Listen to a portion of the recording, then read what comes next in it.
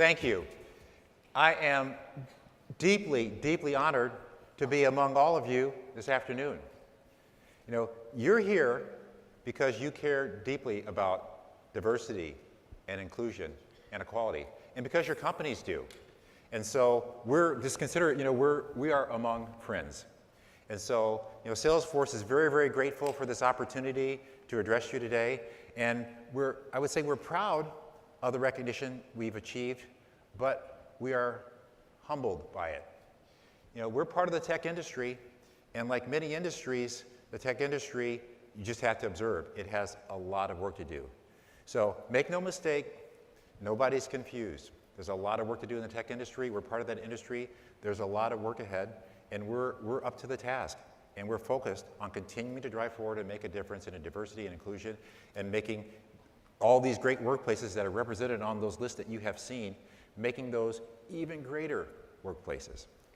So I'd like to start with just a very, very brief overview, a retrospective on Salesforce, on the year behind, and then just explore what's ahead with Salesforce in the journey to driving to equality for all.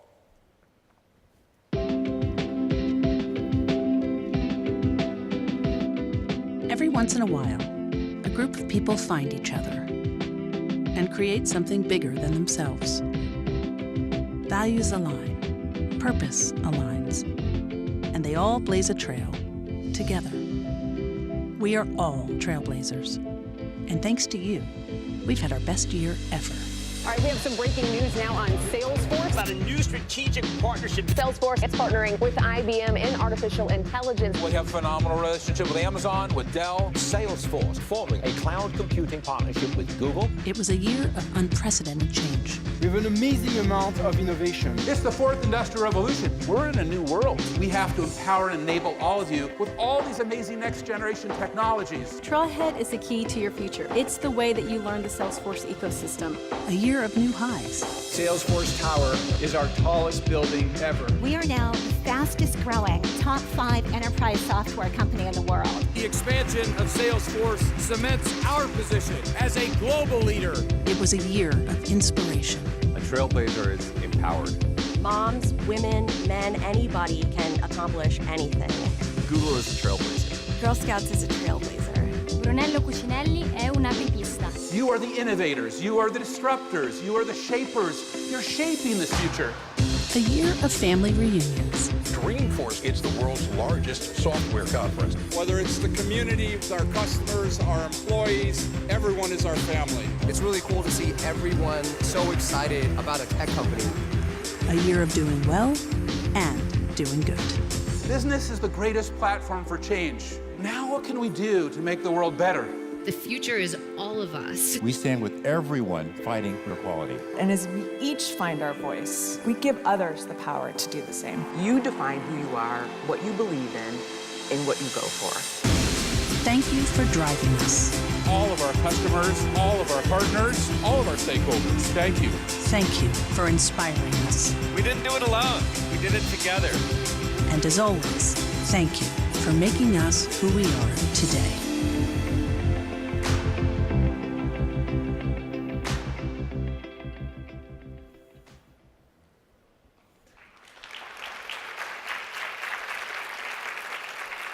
Oh, thank you. Thank you on behalf of Salesforce. On behalf of our entire Ohana, you're going to hear that word a time or two more in these brief remarks. And Ohana is the word that we use to describe our culture. And it means extended family in the Hawaiian native language. And so we think about our culture as an extended family. That includes our customers and our partners and our employees and their families and the community at large.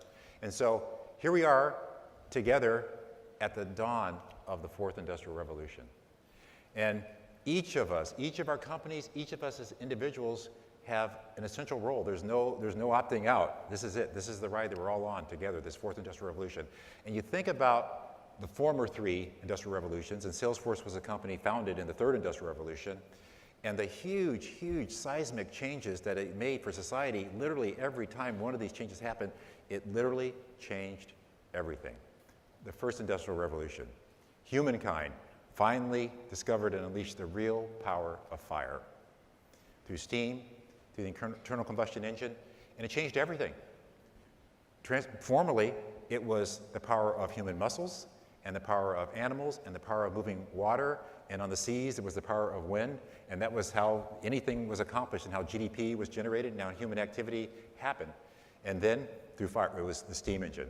And then later, the internal combustion engine, it changed everything from transportation all the way through every aspect, including transforming the agrarian society. Then the second industrial revolution, right? Through humankind understanding that those invisible powers of electricity and magnetism, that now the ability to sit in this room with air conditioning and ride up and down on the escalators and have electric lights, there wouldn't be urbanization without that second industrial revolution. And then the third one, and this is the one that spawned many of the careers in this room and certainly was the genesis behind Salesforce, this third industrial revolution, the power of the transistor, the power of Moore's law, the power of software, all combining, and it literally, the devices you're holding in your hands, the ways that you interact with people around the world in milliseconds, all empowered by that third industrial revolution. But buckle up, because this next one is going to be even bigger than the former ones. And we cannot even imagine yet today the implications that machine learning and artificial intelligence and natural language processing and the Internet of Things and robotics are going to have. I have a 7-year-old, and I'm almost certain the job that my 7-year-old ultimately gets doesn't even exist today. Does not exist today. The world is going to be transformed in the next decade, and certainly over the next generation. So the question that all of us should be asking ourselves is, who's going to be left behind in that transformation? Is this transformation, this fourth industrial revolution, is going to make the world more equal, or is it going to make the world less equal? And the people who are most at risk in this transformation, you can see it yet happening. You can see it happening over the last decade, 2 or 3, are often people, young women, girls, people of color. We naturally want to create opportunities for everyone. We want to make sure that the people who are most often marginalized in our society are not left behind. And so the most brilliant minds on the planet, the really brilliant ones, that is the question they're pondering.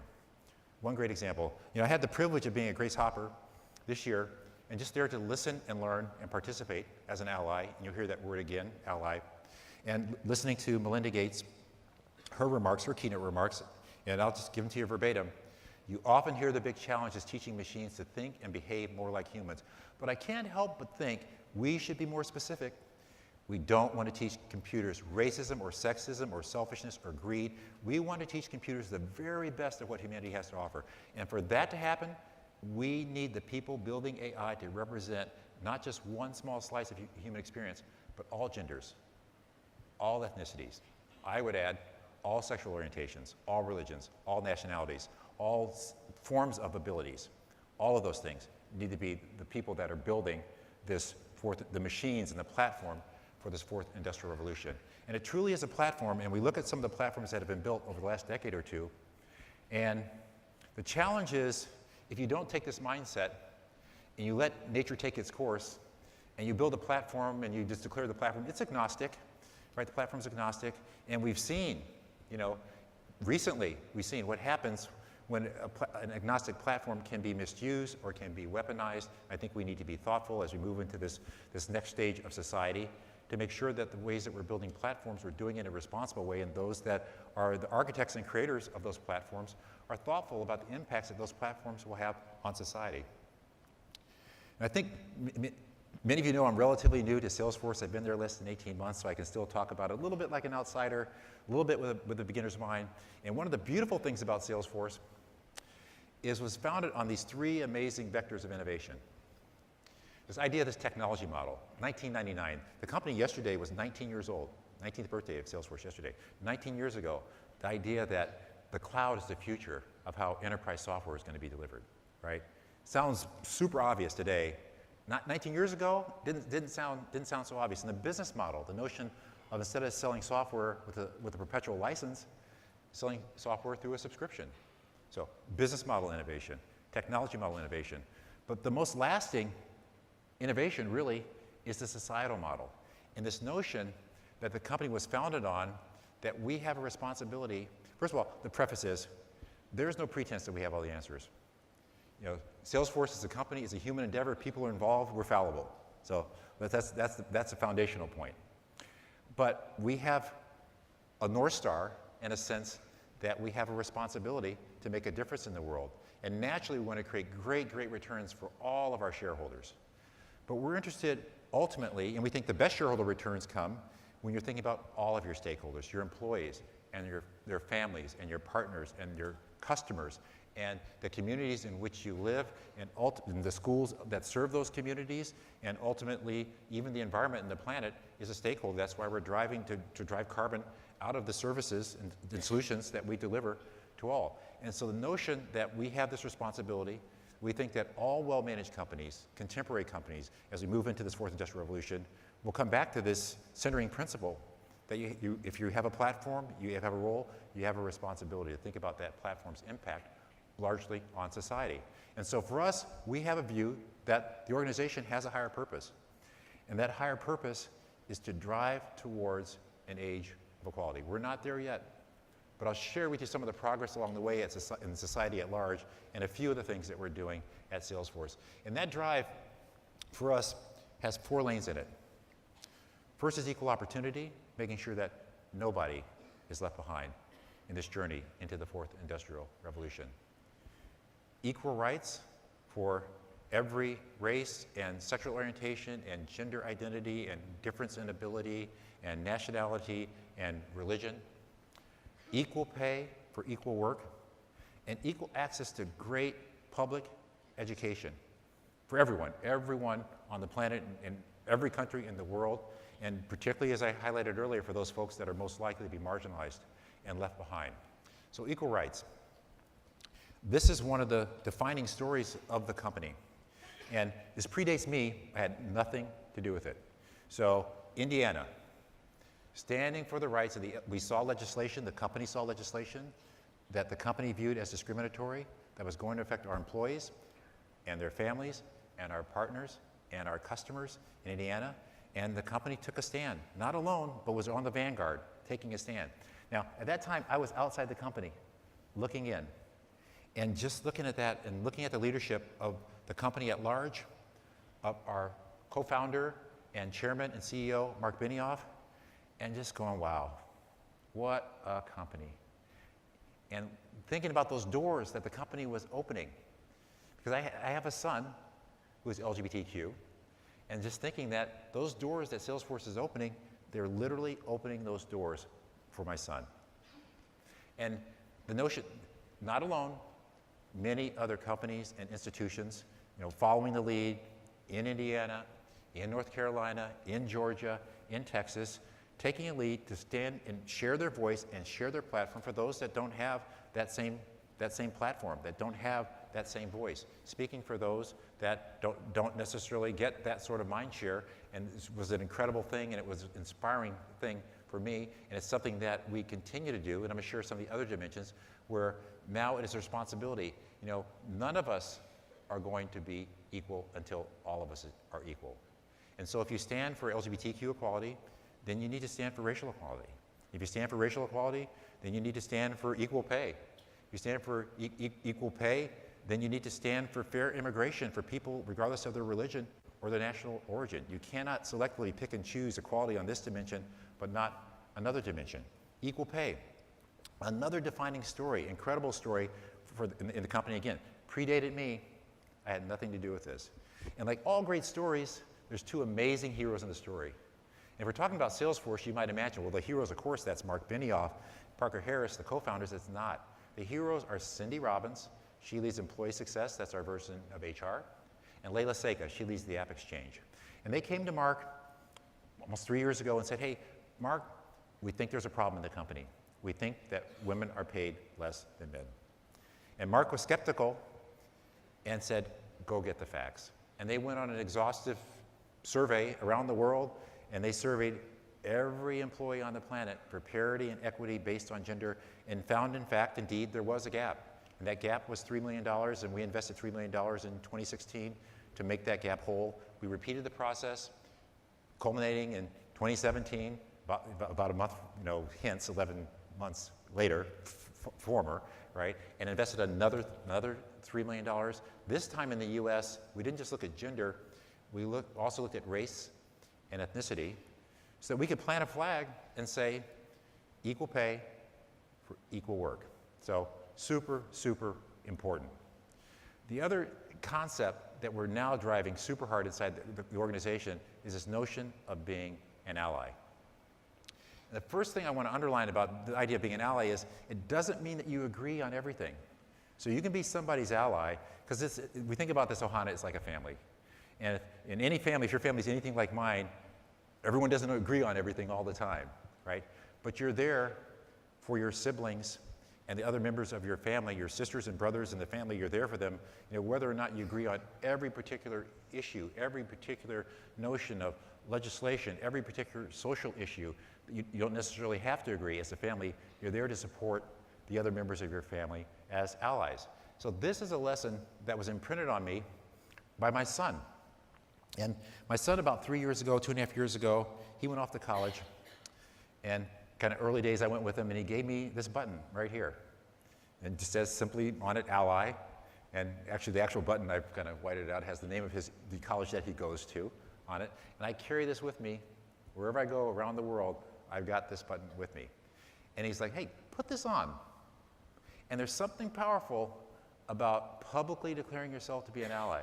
It's different than secretly in your mind saying, oh, I'm that person's ally, or I'm allied with this cause, but then there's controversy and there's a cost comes with being an ally. And it's easy to step away and kind of distance yourself from those alliances. But making that public declaration gives you a sense of accountability and gives the person to whom or the group to whom you've declared that alliance, a sense of empowerment and trust and faith that they can lean in a little bit more and be a little bit more courageous as they're facing whatever challenge it is, and the notion that you will lend your platform to them, if necessary. And inside the company, we have many, many amazing examples of allies. And one of the best is our co-founder and CEO, Marc Benioff.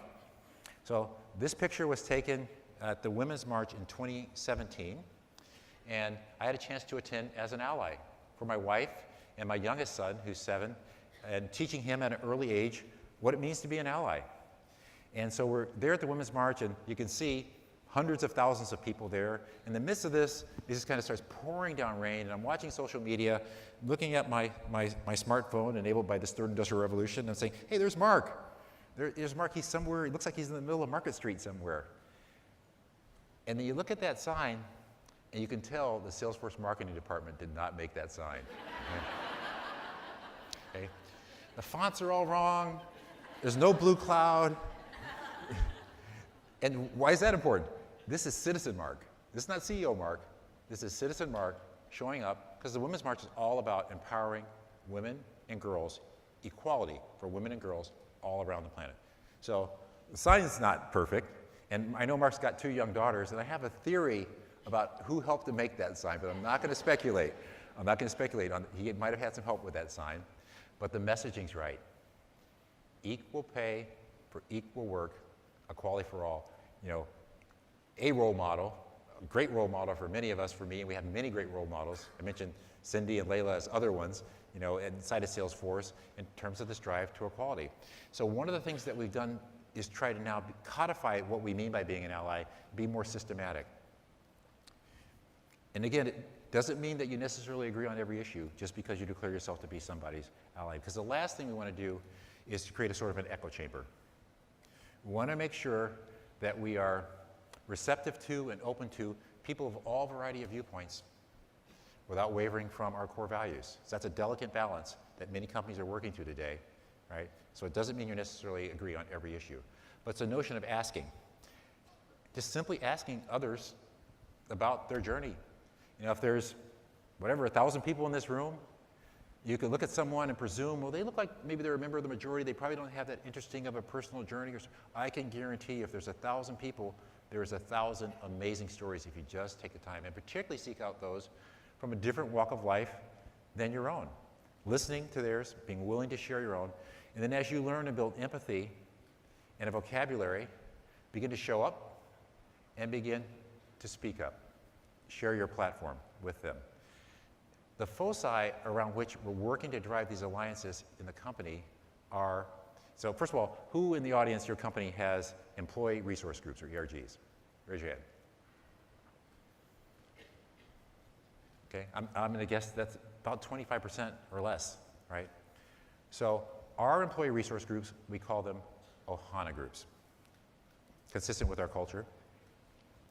And these are our Hana Groups. So we have 10, and they're spelled out kind of explicitly what they are. And so, for example, Bold Force is the Black Organization for Leadership Development, and that's for empowering, and it's for the people that self-identify as Black at Salesforce and their allies. You don't have to be Black to be in Bold Force. And so one of the early decisions that we took when I joined the company, the entire leadership team, was to double down on the ERGs, to double down on our Hana Groups, and to make sure that each of them had a strong executive sponsor, voluntary. And so we just cast the call, cast the net out, and see who was willing to stand up at the top levels of the company to be the executive sponsors. And again, the executive sponsors for Bold Force didn't necessarily have to be Black. The executive sponsors for the Women's Network didn't necessarily have to identify as women. Also, to make sure they had great budgets, to make sure that it was a friction-free and a fun process, to make sure that they each were aligned with a really remarkable and impactful nonprofit, and to make these Hana Groups great. And for me, as I came in and I observed, because I've heard so much about the culture of Salesforce, this Hana culture, and you ponder and ask that question, where do you keep the culture? Where is that? And as my observation and my theory is, these groups, these are the vessel. These are the vessels where the culture of the company is stored. So we're working super hard to empower them and to expand them thoughtfully. So late last year, we added the 10th Hana Group. That's in the lower right. That's Faith Force. And this sprung out of some exploration and just listening, and people of faith in the workplace asking, well, if my faith is a part of my identity, is that part of my identity that I need to check at the door, or is that something that it can be part of my authentic self at work? So this is an interfaith organization. It happened to be founded by a Christian person and an Islamic person, and found common ground in a way that's respectful to all religions, and also respectful to people that have no religion at all. Drive awareness and empathy and shared understanding in a way for everyone to feel like they can bring their full authentic self to work. So we work hard every day to make sure each of these Hana Groups is empowered, and we're expanding them around the world. For example, 3 weeks ago, I had a chance to be in Hyderabad. And in Hyderabad, we launched Outforce. And Outforce is our Hana Group for the LGBTQ community, people that identify as LGBTQ, and their allies. So we launched Outforce in India, launched it in Hyderabad. And I think you may know, or you should know, right, that if you identify as LGBTQ in India, you don't have all the same protections that are rightfully yours, that you are owed, that you are deserved as a human. You don't have those protections in India, in many cultures, obviously, around the world. And so showing up at Pride here is more of a challenge. This is the first time we've done it as a company, but it was part of this launch of Outforce in India. And it was remarkable and amazing. And before we came, literally in our office, no one was out. No one was out. And through this process, someone came out. And so just one, in my view, that's kind of that first drop of rain, that someone was courageous enough to do that. And so you say, was this a successful trip? Yes. One person felt zero. It's binary. That's an infinite increase in the number of people in the office that were out. Infinity, right? The denominator was zero. And the tears just flowed. The tears just flowed. So amazing, remarkable. And we're trying to make sure that we're standing and being allies for every aspect of our community and things that are core to how they identify. So a couple weeks ago, if you live in San Francisco, you can't have missed the Lunar New Year parade. And we were there for the first time. Salesforce showed up, Lunar New Year parade, for people who part of their identity is the celebration of the Lunar New Year. And big deal? Yeah, for them it is. For them it is. And the pride that they felt of being part of this celebration as Salesforce, and the idea that Salesforce is acknowledging it, was a big deal for them. In January, the MLK Walk. And the folks you see in this picture, they're the leader of Bold Force, the Black Organization for Leadership Development. They're the leaders with an exception, right? You see right there, the blue Salesforce hat in the back? That person's name is Charlie Isaacs. And Charlie does not identify as black. But he is the consummate, he's the epitome of an ally. It doesn't matter which intersection it is. Charlie is there. Now, I'm not sure if Charlie was supposed to be in the picture, or Charlie's just like photobombing the picture, or he just wasn't tall enough to be, because this is Bree and Allie are there. They're the kind of two of the leaders, you know, but there's Charlie. And one of the remarkable things is, a year ago, only 100 people showed up. But we're trying to encourage people to be an ally. And when 100 people showed up, most of them black. Nearly all of them black. This year, over 1,000 people showed up. 1,000 people, Salesforce. And the black t-shirts and, you know, it was inspiring, remarkable. I had a chance to bring my father, who's 87 years old. He was, you know, some small part of this. I marched with my son, and it just was, for me, changed my perspective on the world and made me even more hopeful. You know, imagine, you know, like I do, you show up for work black, and it's January 16th, the day after. It didn't necessarily change the numbers of the representation, but you see, well, you were there, and you were there, you're my ally. Doesn't mean you agree on every single thing with me, but you're willing to stand beside me as my colleague and sponsor, friend, mentor, ally, sibling. It changes your perspective when someone shows up as an ally. Again, doesn't mean you agree on every single thing. But this was an important celebration commemorating that march in 1965 from Selma to Montgomery, and an important milestone in that long journey for equality for the blacks in this country. So I want to just take a brief moment to kind of reflect on where we are in that journey. This is a seminal Civil Rights 2.0, what are you doing every single day moment. This is it. There is a lot of responsibility with that word activism, whether you have a voice or not. Either you talk about it or you be about it and you do about it. I don't care how you fight until your voice is heard. You have a voice. If you did not have a voice, you wouldn't be here. When we see something that is not right, not fair, not just, we have a moral obligation to speak up and speak out and do something about it. We stand against the hatred. We stand against the violence. Even in the darkest hour, we saw the healing power of love to light a path forward to an age of equality. We made a decision to march in an orderly fashion from Selma to Montgomery. But last year, I had the honor to go back to Selma, and it was my honor to introduce President Barack Obama. So when people tell me nothing has changed, I feel like saying, come and walk in my shoes, and I will show you change.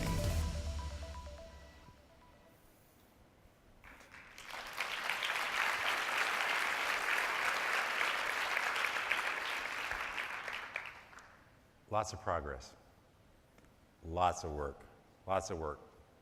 You know, earlier I highlighted one of the early decisions in the kind of pieces of advice I got from Marc Benioff, you know, our CEO, of was kind of doubling down on the Hana Groups.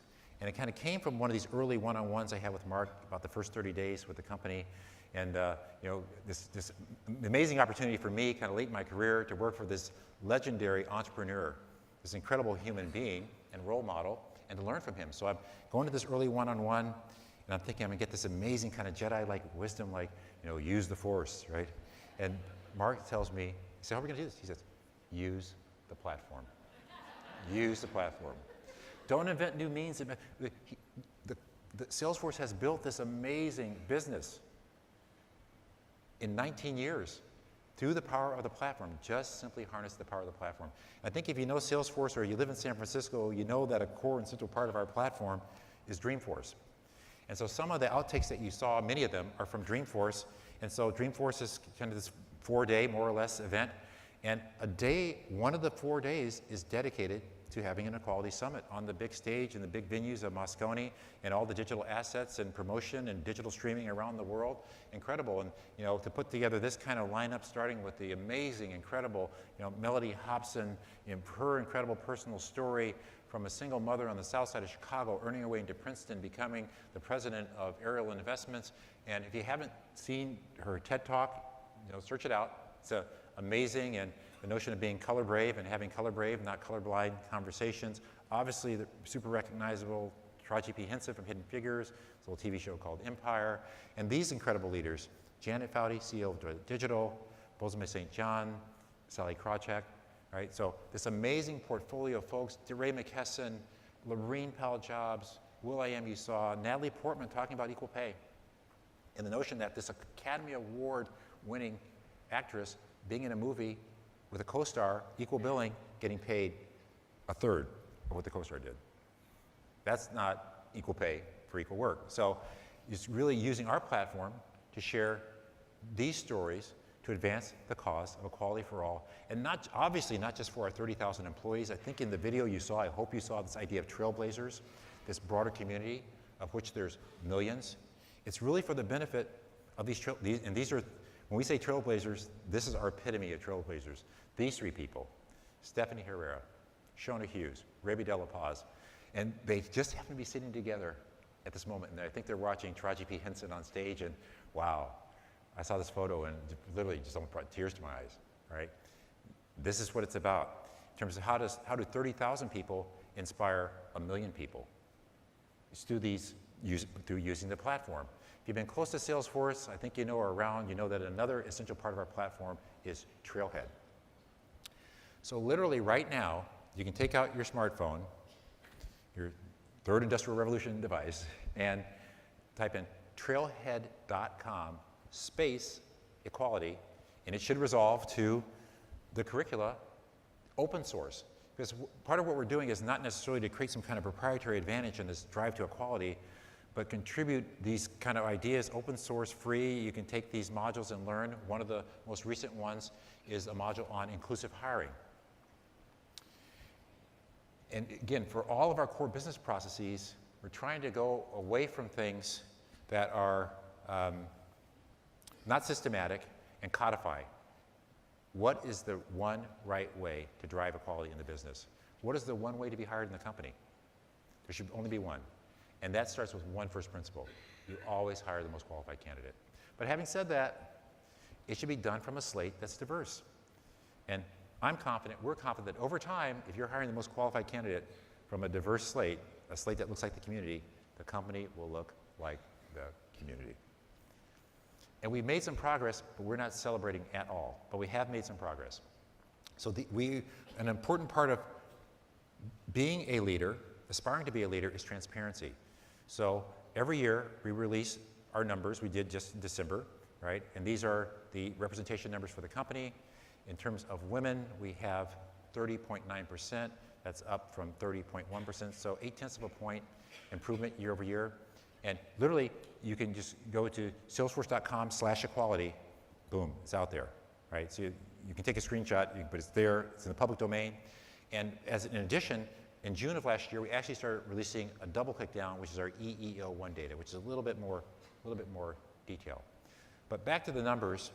So that's 0.8 of a point. But what that means, because we're growing at scale, that means 2,000 more women work for Salesforce today than did last year. We made progress on underrepresented minorities in the US, 0.3 of a point, from 9.15 to 9.45. What that means is 350 more underrepresented minorities. That's a whole small tech company work for Salesforce today than did a year ago. That's the beginnings of making progress. But it's critical that we continue to drive visibility to the data, because any well-managed company is driven on data. And it's driven based on accountability among the leaders.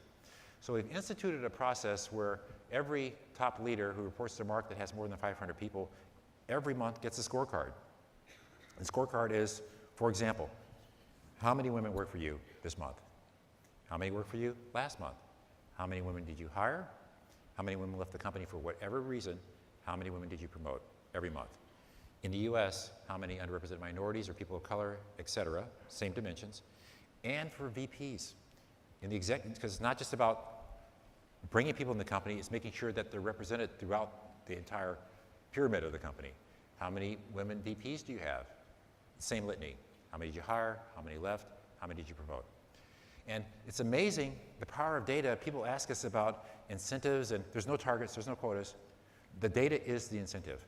And when people see these data, either you're proud of them, it represents your leadership, or you're not. It's powerful. So I'd encourage everyone, you're thinking about ways to change behavior.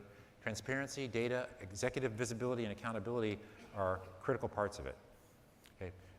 The final thing that we're doing, will be new on Trailhead in about 30 days, is thinking about what are the leadership, because you talk about, we have this grassroots effort with the Hana Groups.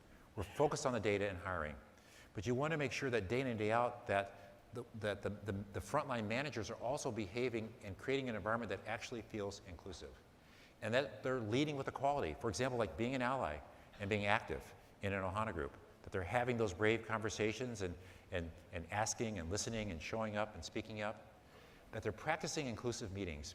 And you think about how much of the culture of your company is played out in meetings, and how many times somebody who's being marginalized is interrupted, co-opted, they're not invited to the meeting, right? Their idea was a bad idea when they said it, and 3 minutes later someone else says that same idea and it's a great idea, right? How often does that happen? And that to cause people to reflect on those things and think about the idea of how you're taking some fraction of the resources of the business and not investing them in so bad outcomes for the people, bad outcomes for the shareholders, bad outcomes for the customers. Think about what time the meetings are. An in-person meeting at 7:30 in the morning, if you're the primary caretaker of a child, that's not a great time to have a meeting. An impromptu meeting, hey, let's just have a meeting at 6:15. Guess what? You can't leave your kids at school at 6:15 p.m. at night, right? So just doing those sorts of things, it makes it less inclusive. It makes it harder for anyone who's the primary caretaker of a child. I went through a season of my life where for 7 days, out of 14, I was the primary caretaker of 2 kids starting at the age of 3 and 4. And I can tell you how hard it is to navigate those things, how important it is to be in an environment where people are thoughtful and flexible and still allowing me at that time to do the best work of my career, even though I had these responsibilities and someone had a fever and was throwing up at school. Guess what? Meeting's over. Can't leave a kid throwing up at school. Those of you who don't have kids, newsflash, right? Meeting's over, see ya. And so, likewise, and how we apportion work, how we make assignments, how we assign quota, how we assign territory. If you're in sales, how we assign high visibility assignments. It's super important that those are done in a fair and balanced way, and that the process for promotions are transparent, and that finally we think about how we celebrate and bond. Now, come back to my own personal experience, this idea of, hey, it's 6 o'clock, let's just run down to the sports bar and have a drink, right? Like, 7-year-old, they go to bed at 8 o'clock, right? And running out impromptu, doing those sorts of things, is that bad to do all the time? No. To have that be the consistent routine for how you bond and celebrate, not inclusive, not great. Wouldn't be for me as a parent today. So just think about it, the things that you're doing, how inclusive they are of everyone from every walk of life, from what you do to when you do it, and versus having some kind of voluntary activity where you're going back and investing back in the community, at lunchtime, as another option. Those are all parts of building great places to work. Places where everyone is seen. Everyone feels valued, everyone is heard. Nobody feels like they have to leave some fraction of their identity at the door for fear of judgment or discrimination. So why is that important? What does that look like? Let's take a listen in the words of some of our employees. Can you tell just by looking at me? Can you tell just by looking at me? So can you tell by looking at me that I'm an Iraq War vet? Would you guess that I am a pro bodybuilder? I'm an avid college basketball fan. I love Bruce Lee films. I am half redneck. I used to be a chubby kid. Would you have guessed that I'm a swimmer? That I'm Catholic? I did not learn how to speak English until I was in 2nd grade. Just by looking at me, you wouldn't know that I was the first in my immediate family to graduate high school. So would you guess that I'm undocumented and then that I got a degree from Haas Business School? Would you assume What many people assume is that I'm happy, but many people don't realize that I'm scared. I'm afraid of being misunderstood. We're all afraid of something. We're all insecure about something. Yeah, I wake up every day with the fear of deportation. Lots of us are just afraid of what we don't know. Don't assume, ask what you don't know. You don't know about Islam? Ask me questions. It won't offend me. And if you ask me, I'm Filipino. I'm Apache and Comanche. I'm very much proud of my spirituality. I am a she. I am a he. I'm straight. I'm a lesbian. I am a husband. I am trans. I am a 3-time cancer survivor. I'm Mexican Chinese. I'm gay. I am a proud Muslim. I am an ally. I am an ally. Not only am I an ally, I'm a champion. My truth does not have to be someone else's truth, but they are still true. So we're asking you to tell us who you are. Be seen and be recognized. Be part of a more diverse and more inclusive culture. Help us move forward together. Because together, we are Salesforce. Juntos somos Salesforce. We are Ohana. And Salesforce welcomes all. Can I hug you? Okay.